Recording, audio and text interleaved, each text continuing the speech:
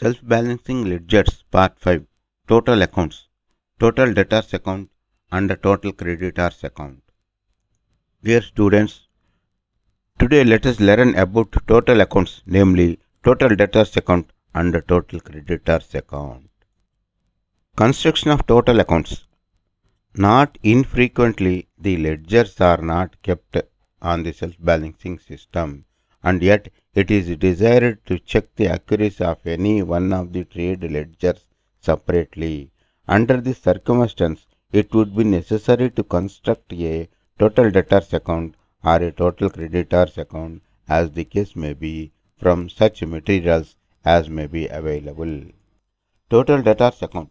Thus, if it is desired to balance the debtors ledger separately, the following will be the procedure to construct the total debtors account. The items on the debit of this account are arrived as follows. The opening balance is the total of debtors ledger balances at the commencement of the current period. Sales are obtained from the day book. Dishonored bills are ascertained from the entries in the journal or from the bills receivable book.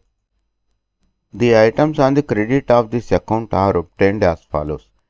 Cash received from debtors from the special debtors ledger column provided on the debit side of the cash book or from the analysis of the debit side of the cash book. Discount from the discount column on the debit side of the cash book. Bills receivable from the bills receivable book. Returns and allowances from returns inwards book. Bad debts from the total of the bad debts account in the nominal ledger. Transfers to and from other ledgers may be ascertained from the journal. Total debtors account will appear as follows. Total debtors account on the debit side to balance at commencement of the current period, to sales as per day book, to dishonored bills as per bills receivable book or journal, to transfer from other ledgers. On the credit side, by cash received as per special column or analysis of cash book, by discount allowed as per discount column of cash book, by bills receivable as per bills receivable book, by returns as per returns inwards book, by bad debts as per bad debts account, transfer to other ledgers, by balance at close of the current period carried down for the next period.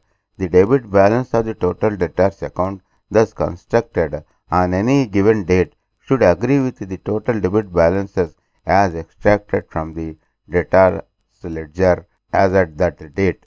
Total creditors account. The sources of the entries in the are as follows.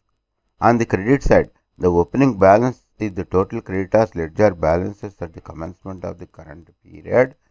2. Purchases are obtained from the purchases book.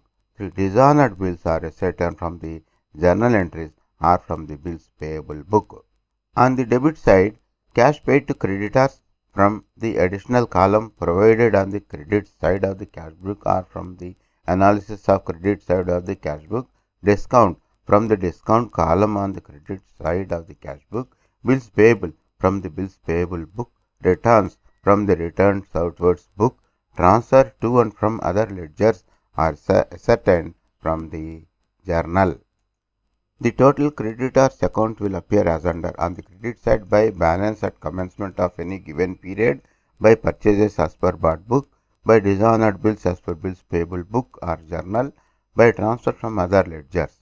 On the debit side, to cash paid as per special column or analysis of the cash book, to discount errant as per discount column, to bills payable as per bills payable book, to returns as per returns outwards book, to transfer to other ledgers, to balance at the close of the period carried down for the next period.